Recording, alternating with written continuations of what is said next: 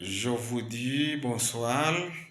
Aujourd'hui, je voudrais parler à propos de la parole de Dieu, la parole qui soulage les cœurs qui sont brisés par des chagrins. Euh, je voudrais prendre cette opportunité pour vous consoler, vous qui sont dans les situations des problèmes, vous qui, vous qui êtes, vous qui êtes dans les situations des problèmes, euh, veuillez m'écouter. Je voudrais vous aider en me référant sur la parole de Dieu. Cette vidéo va se baser sur ce que j'ai dit en ma langue maternelle, le Kinyarwanda. Mais je pense que tu peux être avec une personne qui parle le Kinyarwanda, mais toi, tu n'es pas capable de comprendre le Kinyarwanda. Je voudrais te dire brièvement ce qui est le contenu de son message. J'ai commencé en parlant à propos de la parole de Dieu que Dieu a dit à Abraham qui après changer le nom, on l'a appelé Abraham, euh, que nous connaissons dans la Bible. Abraham était dans les problèmes, bien sûr des combats qui l'entouraient. Il a formé un groupe de gens qui est un nombre, qui est le nombre des enfants qui étaient dans sa famille, euh, qui l'a donné la nourriture, qui l'a donné des habits, qui l'a formé pour combattre, constituait un nombre de gens qui étaient comme un bataillon.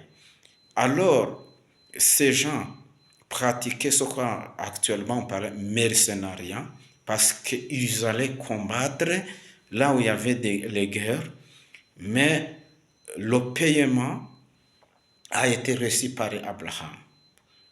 Ça veut dire que le trésor d'Abraham n'était pas moindre. Il avait de l'or, il avait de l'argent, il avait des minéraux, il avait beaucoup de richesses, mais il n'avait pas d'enfants.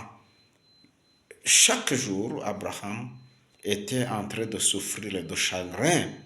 Même il n'avait pas l'eau de mer, il n'avait pas d'habitation parce qu'ils étaient dans les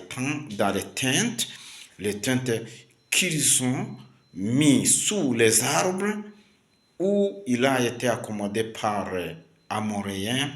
Mais Dieu l'a appelé, il a dit, après tout ce que tu as déjà vu, je voudrais te consoler en te disant que même si tu dis que tu as des problèmes, mais tu seras béni et tu seras récompensé. Abraham, parce qu'il était succombé par des chagrins, Abraham n'a pas y trouvé la solution, mais il a été étonné, mais il a hésité d'espérer et de comprendre ce que Dieu lui a dit.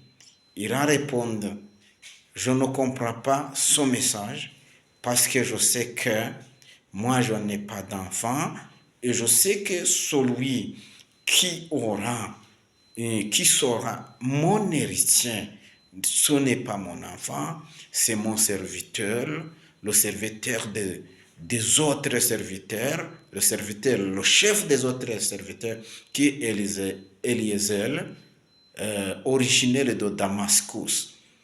Mais Dieu a dit à Abraham, non, c'est votre enfant, l'enfant génétique, l'enfant que tu engendras. Ce n'est pas un serviteur comme tu l'as constaté bien avant, c'est l'enfant que je te donnerai et tu seras béni après avoir cet enfant. Et après avoir dire à propos de ce qui s'est passé chez Abraham, qui est devenu Abraham après,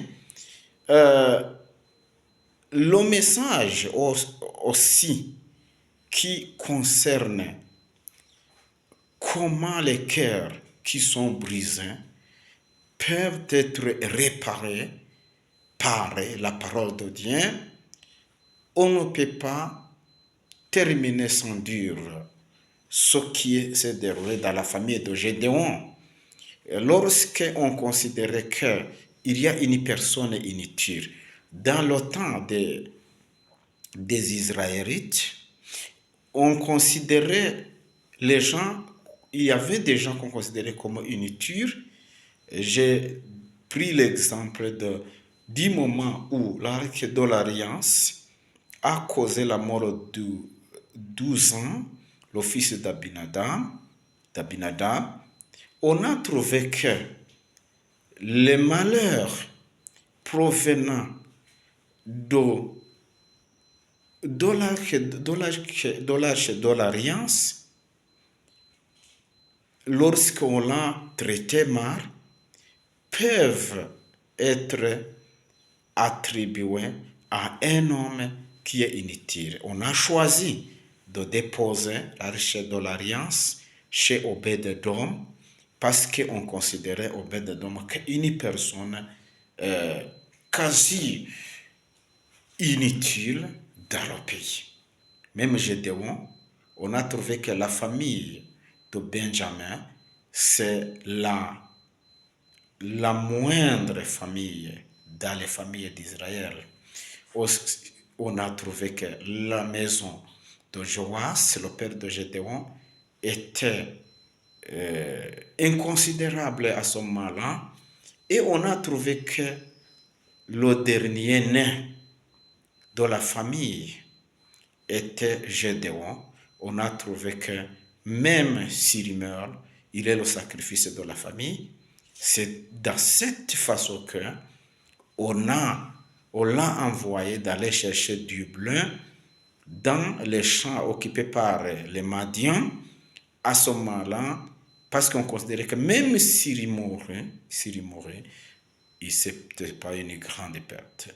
Mais si vous lisez la Bible, vous avez trouvé que ce garçon Gédéon, il a reçu le message venant de l'Éternel, il a vu l'ange de l'Éternel qui l'a consolé et l'a dit que même s'il trouvait qu'il est le moindre, mais il est fort, il n'est pas faible et qu'il sera aidé par l'Éternel. Le futur de Gédéon a été merveilleux. C'est pour cette raison que je voudrais te consoler. Toi, tu trouves que les moments et les circonstances ne sont pas bons.